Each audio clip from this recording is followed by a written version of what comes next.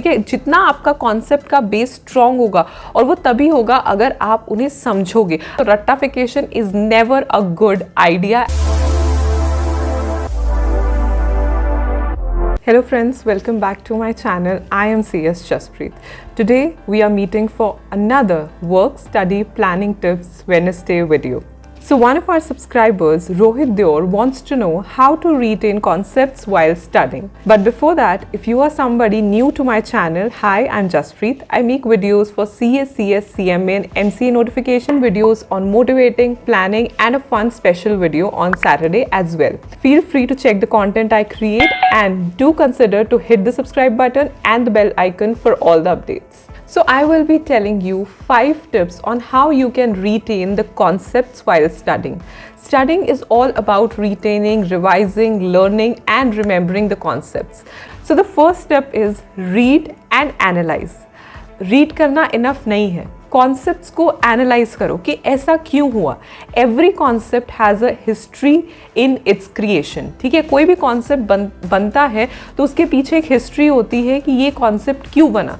ठीक है, ऐसा कुछ हुआ, ऐसा कुछ नेगेटिव हुआ या ऐसी कोई चीज़ हुई जिसकी वजह से कोई भी कॉन्सेप्ट आता है।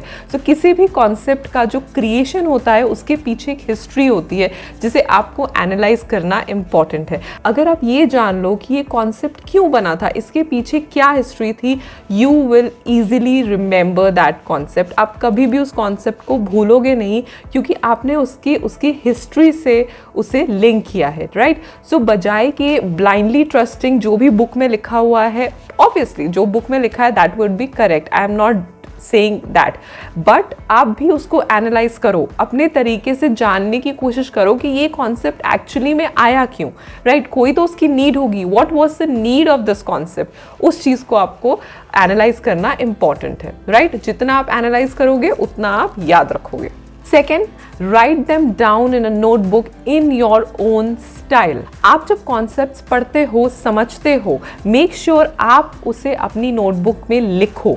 ऑलवेज डू दैट, और अपने स्टाइल में लिखो। अपने स्टाइल का मतलब है कि आप जिस तरीके से प्रेफर करते हो, चार्ट्स में, टेबल्स में या सिंपल तरीके से लिखना, कंप्लीटली ऑन यू। वो चीज़ प्रेफर करो जो एट द एंड आपको याद रहे। ठीक है, जब आप अपने स्टाइल में कॉन्सेप्ट्स लिखोगे, ठीक है, बुक्स के अंदर एक पूरा डेडिकेटेड सेक्शंस रहते हैं बुक्स में कॉन्सेप्ट्स के ऊपर, लेकिन अगेन अगर आप खुद कॉन्सेप्ट्स लिखोगे तो आपको ज़्यादा समझ में आएंगे, आपको ज़्यादा याद रहेंगे। ठीक है, इंस्टेड आप किसी और बुक से सिर्फ लर्न करो। आप कोई भी बुक फॉलो करते हो, आप किसी भी टीचर को फॉलो करते हो, जस्ट जब वो कॉन्सेप्ट समझा रहे हैं, जब वो कॉन्सेप्ट्स बता रहे हैं, right it down in your own style, ताकि एट द एंड आपको वो चीज़ें याद रहेंगी। आपके खुद के नोट्स होते हैं, जो आपके खुद के आपने कॉन्सेप्ट्स बनाए होते हैं, उससे अच्छा कुछ भी नहीं होता, उससे अच्छा कोई बुक नहीं होती। So it's very very important कि आप अपने नोट्स जो हैं वो खुद बनाओ। How to make like notes on theory subject, एक पूरी डेडिकेटेड वीडियो मैंने बनाई थी, I will put the link in the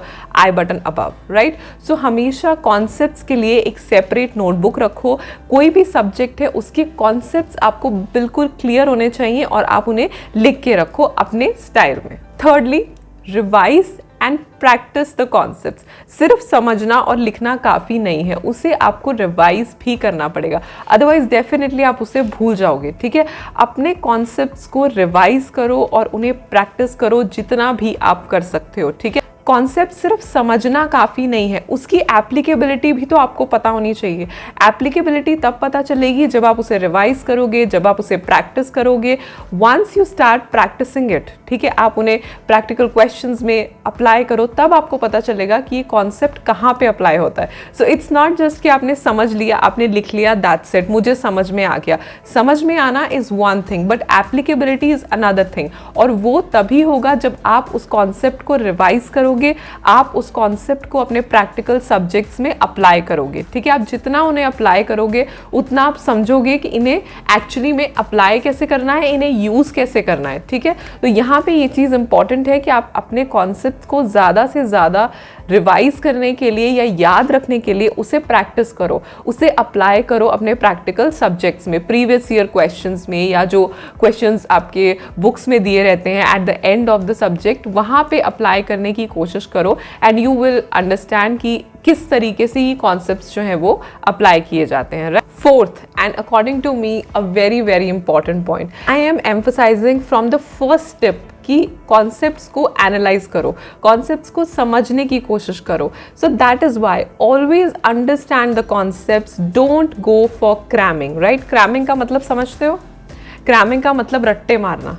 concepts के रट्टे मत मारो, otherwise you will never ever remember anything, not even concepts, anything, ठीक है? जितना आपका कॉन्सेप्ट का बेस स्ट्रॉन्ग होगा, और वो तभी होगा अगर आप उन्हें समझोगे। अगर आप सिर्फ उन्हें क्रैम कर रहे हो, सिर्फ उनका रट्टा मार रहे हो, you will never be able to apply it on practical questions, ठीक है? रट्टे मार के तो आप समझ गए, लेकिन जब प्रैक्टिकल क्वेश्चंस आएंगे तो आप कभी भी उनके ऊपर अपने कॉन्सेप्ट्स अप्लाई नहीं कर पाओगे, क्योंकि आपने उन्हें समझा नहीं है, आपने उन्हें रट्टा मारा है, ठीक है? तो रट्टाफिकेशन is never a good idea and don't do that, right? हर कॉन्सेप्ट को समझने की कोशिश करो। जितने आपके कॉन्सेप्ट्स क्लियर होंगे, आपका बेस स्ट्रॉन्ग होगा, उतना ही आपको कॉन्सेप्ट्स जो हैं याद रखने में हेल्प होगा, ठीक है? और कॉन्सेप्ट्स का बेस तो स्ट्रॉन्ग करना ही पड़ेगा, you want to be a professional, right? जितना आपका कॉन्सेप्ट का होल्ड स्ट्रॉन्ग होगा, उतने ही आप अच्छे प्रोफेशनल बनोगे, right? So this is important कि कभी भी कॉन्सेप्ट्स का रट्टा मत मारो, never cram your concepts, always always understand them, ठीक है? And fifth, day before your exam, जो आपको छुट्टी मिलती है, रिवाइज योर कॉन्सेप्ट्स, ठीक है? बिकॉज टाइम जो होता है वो बहुत लिमिटेड होता है, ठीक है? एग्जाम से पहले आप कितने क्वेश्चंस प्रैक्टिस कर लोगे, ठीक है? इट इज़ नॉट पॉसिबल कि आप सारे के सारे क्वेश्चंस प्रैक्टिस कर लो, बट इट इज़ पॉसिबल कि आप सारे के सारे कॉन्सेप्ट्स प्रैक्टिस करो, right? So it is important कि एग्जाम के एक दिन पहले आपके सारे कॉन्सेप्ट्स जो हैं वो रिविजन में होने चाहिए, आप उन्हें रिवाइज कर पाओ। That is why I am saying कि write it down in your own style. आपको पता होना चाहिए कि डे बिफोर एग्जाम मुझे ये नोटबुक तो पूरी की पूरी रिवाइज करनी ही है, बिकॉज प्रैक्टिकली भी सारे के सारे प्रैक्टिकल क्वेश्चंस तो आप कर नहीं पाओगे, ठीक है? Time is limited. लेकिन प्रैक्टिकल क्वेश्चंस का बेस क्या होता है? कॉन्सेप्ट्स। अगर आपके कॉन्सेप्ट्स क्लियर हैं तो अगले दिन आप एग्जाम में जाके क्वेश्चंस भी अटेम्प्ट कर पाओगे। कुछ प्रैक्टिकल क्वेश्चंस जो इंपॉर्टेंट है वो आप उन्हें बिफोर हैंड टिक करके रखो, जो आपको लास्ट डे रिवाइज करने हैं। अदर देन दैट कॉन्सेप्ट्स तो आपको सारे के सारे ही रिवाइज करने चाहिए, बिकॉज अल्टीमेटली तो एप्लीकेबिलिटी आपके कॉन्सेप्ट्स की ही है, ठीक है? कॉन्सेप्ट्स राइट होंगे तो डेफिनेटली आप अपने क्वेश्चंस भी सॉल्व कर पाओगे। तो अपने सारे के सारे कॉन्सेप्ट्स को डे बिफोर एग्जाम जरूर रिवाइज करो। तो these were my 5 tips for all of you. This is how I believe you can retain the concepts. This is just a way to help you out in clearing your exams. अगर आपको कोई भी tip अच्छी लगी so do hit the like button and subscribe to my channel if you have not done it yet. All the best from my side to you all for your exams. Do follow me on my Instagram, Twitter and Pinterest. Bye.